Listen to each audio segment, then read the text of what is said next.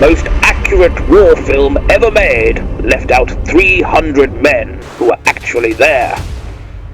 This isn't a review. This is the page history tried to tear out. But also that 2017 film by Christopher Nolan, he missed an opportunity there. But I mean, Colditz. Okay, so there were Indian soldiers at Colditz, including one of these guys. I mean, it's just not. So why has that been forgotten? The most accurate war film of our lifetime shows you Dunkirk exactly as it happened. Real beaches, real ships, real planes. The director obsessed over the truth of every frame. He left out 300 men, and it wasn't an accident. Most war stories are written by the winners. This one was written by no one, so I'm writing it down. This is the War Diary, and today's entry is a page history tore out.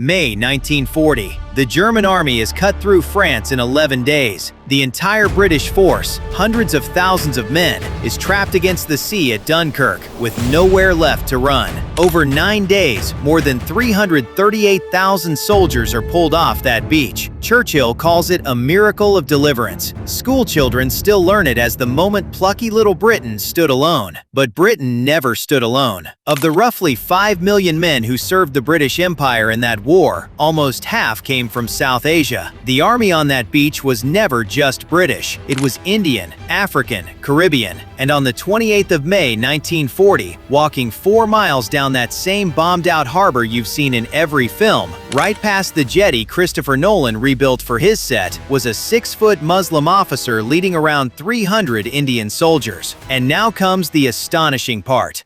May 2nd, 1940. The sea at their backs, the enemy closing in. 338,000 men waited on that beach for a miracle. Churchill called it deliverance. Britain called it a legend. But every legend has an edited version. And somewhere in the official story, 300 men were quietly written out. This is where the miracle stops being simple. To understand Britain's mistake, you have to understand what they were proud of in 1939. They'd built the most modern army on Earth, fully mechanized. Their slogan was literally, "Not a horse in the force." Then reality arrived. The mud of northern France wrecked their trucks. A mechanized army needs roads, and in the churned-up fields of a war zone, roads don't exist. So Britain did what empires always do when they have a problem they can't fix themselves. They reached for the people they'd colonized. The call went out to Punjab. The answer was a unit called Force K6, 1,723 men, nearly all Muslim, Punjabi Musulmans in the British records, and 2,000 mules shipped 7,000 miles from the farms of the Punjab to the beaches of France. And here's the detail that should make your blood run cold. When these men left Punjab, they were issued no rifles. Read that again. The British Empire sent 1,700 soldiers to a war and gave them no guns because they weren't sent to fight. They were sent to carry. These men were the Empire's mule drivers. 1939. Britain built the most modern army on Earth, fully mechanized. Not a horse in the force, they said. Then came the mud of northern France. Trucks sank, roads disappeared. A modern war machine, brought to its knees by something as old as war itself, terrain. So they turned to the one thing that never fails in mud. Mules, and the men who knew how to lead them. Force K6 landed in France on Boxing Day 1939, and for 5 months the war was quiet. Historians call it the phony war. And here's the detail that makes these men feel alive instead of like statistics. Each company was built as a small, self-contained Punjabi village transplanted to France. Mule drivers, of course, but also cooks, tradesmen, dobies to wash the clothes, sweepers, and a Malvi to lead them in prayer. They groomed and fed their mules through a biting winter. They charmed the locals, holding gymkhanas where they danced bhangra in front of packed crowds. Even a British royal, the Duke of Gloucester, turned up to be photographed with them. 5 months of that, and then on the 10th of May 1940, the war stopped being quiet. 320 men, cooks, tailors, a blacksmith, a religious leader they carried when he couldn't walk. This wasn't just a military unit, it was a village, transplanted from Punjab, dropped into the middle of a European war, holding together when everything else was falling apart. No women, no children, just brotherhood, and a bond stronger than the war trying to break it. The Blitzkrieg hits France like a sledgehammer. Within 2 weeks, a disciplined army dissolves into a chaotic retreat toward the coast. Force K6's 25th Company marches cross-country toward Dunkirk, and as the panic sets in, an order comes down the line that tells you exactly how the Empire valued these men. Break up, abandon your arms, make for the beaches in small groups, and if the Nazis intercept you, surrender. Read the logic of that order. These men were never given weapons in the first place, sent into a war zone unarmed, and now the official instruction is run, and if caught, give up. Most men in that position would have done exactly that. May 5th, 10th, 1940. The Germans strike. Within days, the phony war becomes a nightmare. Tanks tearing through France faster than anyone believed possible. Orders come, then confusion, then worse orders. Abandon the mules, abandon the equipment. And somewhere in that chaos, 300 men start marching toward a beach and a history that would almost forget them. But Major Muhammad Akbar Khan was not most men. Here's the line he wrote in his own memoir under a chapter he titled, and this matters, The Myth of Dunkirk. As a Muslim, I refuse to be guided by fears. He looked at the panic around him and made a decision that defied every order he'd been given. He would not break the company up. He would not leave his men to be picked off or captured. He would not let the Empire's forgotten soldiers die forgotten. He gathered his officers. He kept every man together. And then he put their sick and their disabled on the mules' backs, along with their Malvi, so that no one would be left behind. And here, in the war diary, we believe the men who carry the war deserve the same page as the men who fight it, because in a few hours, that's exactly what these unarmed men were about to do. Picture the beach the way the men saw it. One soldier, Chaudhry Wali Muhammad, remembered it like this, and his words are worth slowing down for. German planes were like terrible birds flying overhead and firing on us. I did not sleep for 15 days. He said, we didn't think we would come out of Dunkirk alive. Everything was on fire. There were so many fires it was like daylight. And through that daylight at midnight nightmare, Akbar Khan marched his men 4 miles along the beach, from the Fort de Dunes to the Eastern Mole, that long wooden jetty from every movie. They carried no rifles, they had no orders to fight, and they walked in a straight line through a battlefield. And it was here that one man earned the highest honor of his life, Jemadar Malla Dad Khan. When his men and animals were shelled from the ground and strafed from the air, he held them together.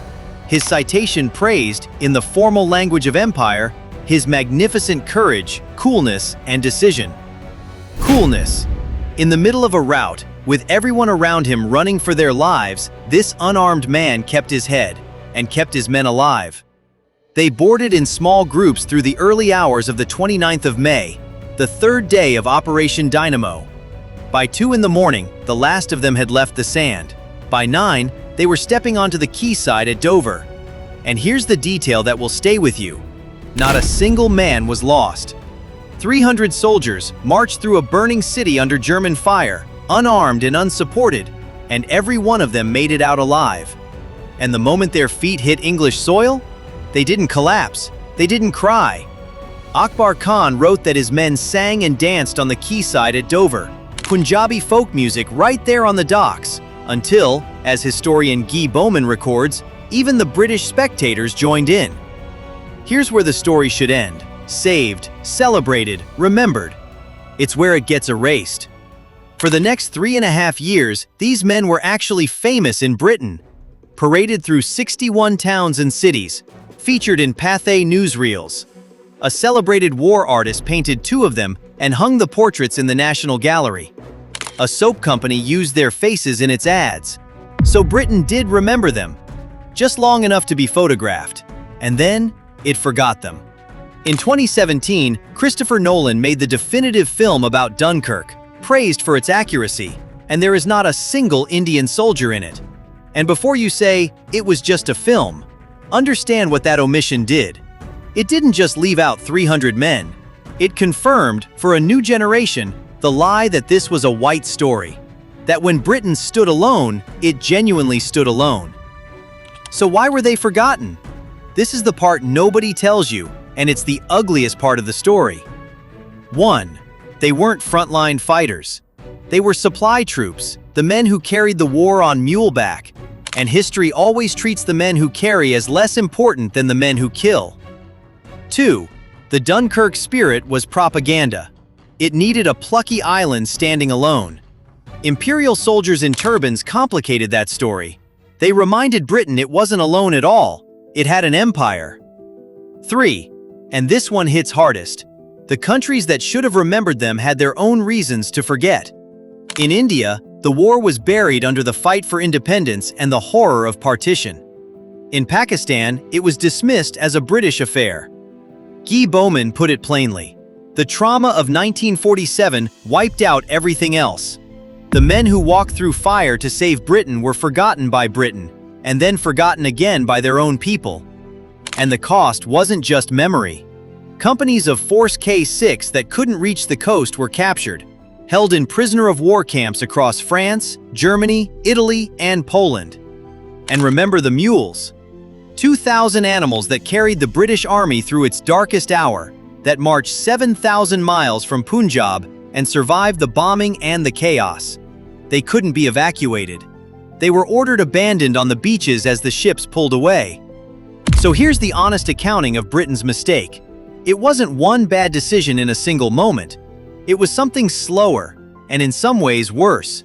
A choice, repeated for 80 years, to remember the men with white faces and forget the men in turbans standing beside them.